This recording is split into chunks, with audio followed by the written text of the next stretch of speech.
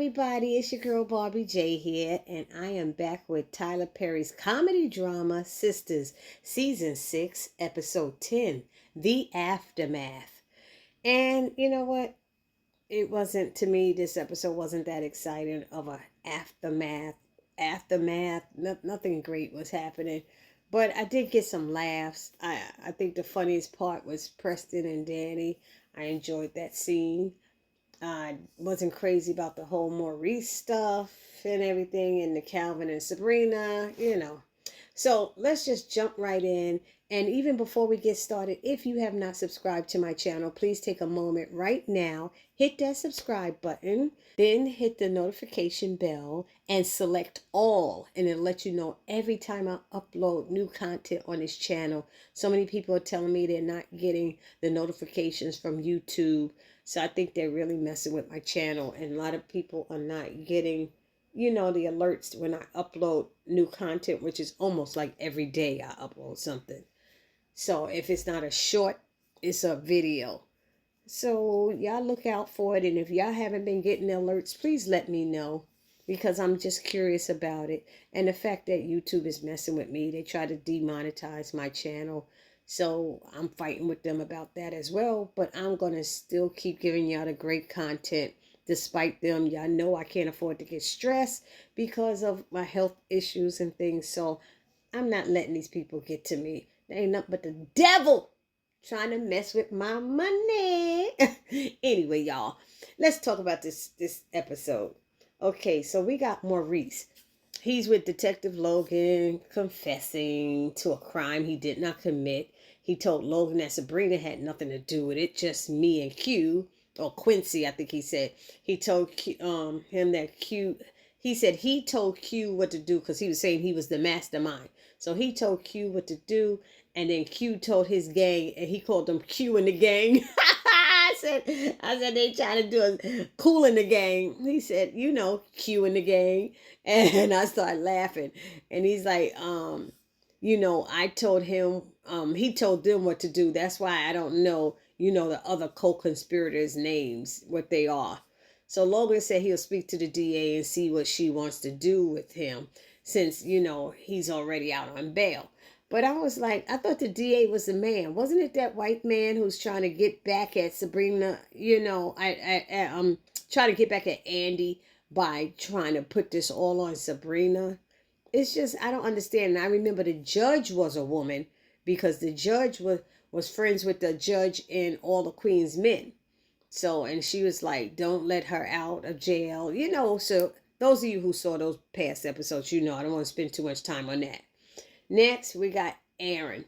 Aaron is calling Pam, asking for Karen's client list to see if they, clean up the mess in Karen's salon. He said he has the hazmat suits for them, and Pam is like, what am I calling for? They don't like Karen like that. Ain't nobody gonna help them with that. I said, Pam's so crazy. She was cracking me up.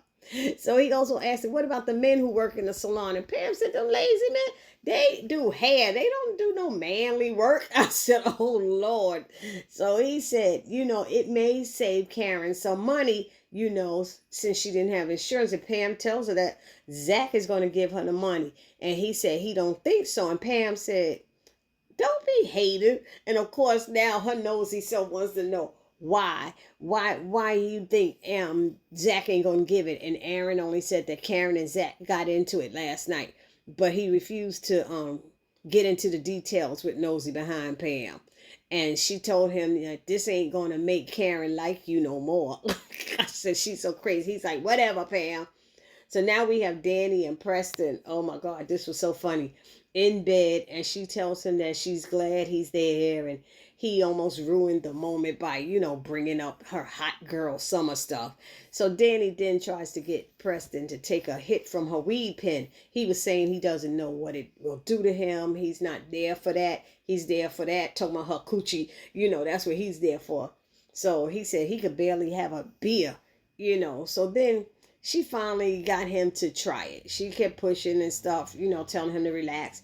And of course, he started coughing, and Danny told him, relax and stay calm, don't panic. He was like, panic? Am I supposed to panic? So they didn't. Supposedly he's relaxed. They start making out. All of a sudden, in the middle of making out, I'm laughing now because Preston is acting crazy, and from that one hit, he took from her weed pipe is taking effect, and he is totally bugging out. He is totally bugging out. Preston is holding his tongue because he feels like it's falling out, or he can't handle feeling it or something like that, and he's trying to talk, and then he's like, I can't hear you. You're holding your tongue. Let go. She's slapping his hand and stuff. Look, she used to doing that stuff. He's not. She should have known better than to give him something that strong. It'd be different with some lightweight weed, but Danny get that good stuff. So anyway, Preston then thinks he's bleeding and he needs to go to the hospital because he's having his period on his chest. I was dying. Then he thinks his milk coming out of it. He's like, taste it. It's coming out of his pores. And Danny keeps telling him it's sweat. It's sweat. And I'm laughing. And then she tells him that, Preston, you're high. And he tells her, no, I'm low. And this bed is low. Then she tells him to breathe, and he said he's not breathing. He said, oh my God, I'm not breathing. Then he asked, he said, is my heart breathing? And he tells her that he's flatlining, and she's like, you're not flatlining. He begs her not to let him die. He's like, Danny, please don't let me die. Don't let me die. Then Danny puts on some country music to calm Preston down, and she lets him lay on her head, and she rubbing him and stuff. I said, oh my God, you can't be giving him stuff like that. And he's sitting there crying, saying, oh, that song is so sad. I just fell out. I just couldn't even do it no more. It was so funny. So next we have Calvin calling Sabrina and asking her if she wants some company. And she said, how soon can you get here? And he said, open the door. She's standing out there in the hallway, stalker. But his dumb butt comes inside, and the first thing he do is ask if the African dude is there. I'm like, oh, come on, Calvin. And she just looks at him. Then Calvin told Sabrina, about what he said to Maurice. Then they discussed Maurice for a bit as Sabrina shared her, feelings about what's been going on with this whole thing and how she's been feeling. So then Calvin tells her that he's sure everything is going to be okay. And she thanks him for always being there for her.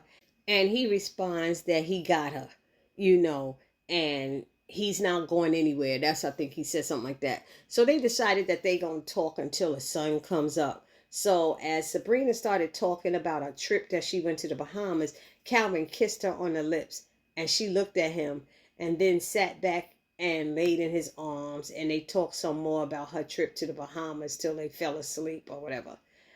And then it switched over to Detective Logan. He comes back after leaving Maurice sitting in his office for a long time. And he tells him that the DA says she'll talk to him in the morning, and asked him to come back then. And then Maurice made sure to say again, did you tell her everything, that Sabrina did not have anything to do with it? And he asked Maurice, he said, okay, but he asked Maurice, is he ready for this 15 years in jail? And Maurice said, if that's what it takes. Then Logan offers to cut a deal with Maurice to give up Sabrina. And Maurice keeps telling him that she did not do it. And Logan wants to know why he is lying, because he knows she did. I'm like, wow, he's got to be the dumbest detective. Look at the darn surveillance cameras. They have to be in the bank. And now, unless this dirty Logan is a dirty cop and, got rid of the surveillance cameras, because they do that too. Anyway, so Maurice said he's ready to do the 15 years if that's what it takes. He gets mad at Logan again and says, Sabrina did not do it, and I'm turning myself in, and Logan says, you know what, I'll see you tomorrow morning. Don't you disappear. And Maurice said, child, please. And he leaves. And he tried to turn himself in now. You telling him don't leave in the morning. Really? So now we have Karen on the phone with some doctor, and she needs a physical copy of something, some papers, and says she'll stop by and get it. Then she calls Pam, because I was wondering who she calling since she kicked all the girls out. She calls Pam asking where she is, and Pam tells her at the salon cleaning up. And she tells her that she's called some of her clients, and they're helping too, and they're doing this because they know she doesn't have any insurance. But Pam made sure to tell her that she's doing it because she needs some money, honey.